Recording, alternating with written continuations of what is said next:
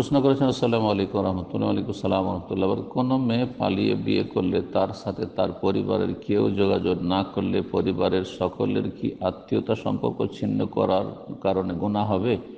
বরং সে মেয়েটি যে নাজায়েজ হারামভাবে আর নোংরা সম্পর্কের মাধ্যমে, অবৈধ সম্পর্কের মাধ্যমে সে বিভিন্ন জেনায় লিপ্ত হয়েছে, আর না হলে কোনোদিন একটি মেয়ে পালিয়ে যাবে না। এই যে প্রেমের সময়, প্রেম হচ্ছে জেনা, বেগানা পুরুষের সাথে বেগানা মহিলার এই প্রেম আলাপ এবং এই সম্পর্কগুলি, নির্জনতার সম্পর্ক, এই সমস্ত হচ্ছে জেনা, বড় জেনা পর্যন্ত পৌঁছায়। সুতরাং বড় জেনা হয়েছে, না হলে কমপক্ষে ছোট জেনা, চোখের জেনা, অন্তরের জেনা, হাত পায়ের জেনা।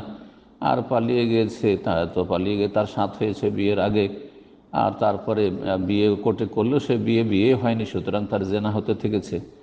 তো এইভাবে সে তার বংশের সাথে, আত্মীয়দের সাথে সম্পর্ক ছিন্ন করেছে, কারণ সেই ব্যক্তি এক তো হারাম কাজ করেছে এবং তার বংশধর, বাপ মা, আত্মীয় স্বজন, ভাই বোন, তাদের মান সম্মান ডুবিয়েছে। তারা সমাজে মুখ দেখাতে পারছে না, মাথা উঠিয়ে কথা বলতে পারছে না, সুতরাং সে সম্পর্ক ছিন্ন করেছে। তার বাপ ভাই, আত্মীয় স্বজন, বংশধরা সম্পর্ক ছিন্ন করেনি, আর যদি করে তাদের জন্য জায়েজ রয়েছে শাসনমূলক সম্পর্ক ছিন্ন করা যায়। তবে দেখতে হবে সেখানে একজন হেকিমের মতো, যে এখানে সম্পর্ক ছিন্ন করলে তাকে সংশোধন করা যাবে, নাকি সম্পর্ক ছিন্ন করলে আরও খারাপ হয়ে যাবে। যেমন কোনো কাফের সাথে পালিয়ে চলে গেছে, তাহলে সেখান থেকে উদ্ধার করার চেষ্টা করতে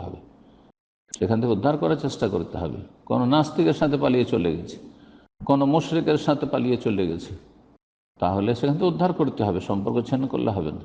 কিন্তু যদি দেখা যায় যে নেক ছেলের সাথে গেছে, ভালো ছেলের সাথে, সেটাও জায়েজ নয়, নাজায়েজ কাজ করেছে। কেন? নেক ছেলের সরাসরি তার বাবাকে পয়গাম দেবে, তার ভাইকে পয়গাম দেবে, কেন সরাসরি কোনো মেয়ে কোনো পুরুষের সাথে যোগাযোগ করবে, আর কোনো পুরুষ কোনো মেয়ের সাথে যোগাযোগ করবে? হারাম এই সম্পর্ক। সুতরাং তওবা করা ফরজ ওই মহিলার জন্য যে পালিয়ে গিয়ে বিয়ে করেছে।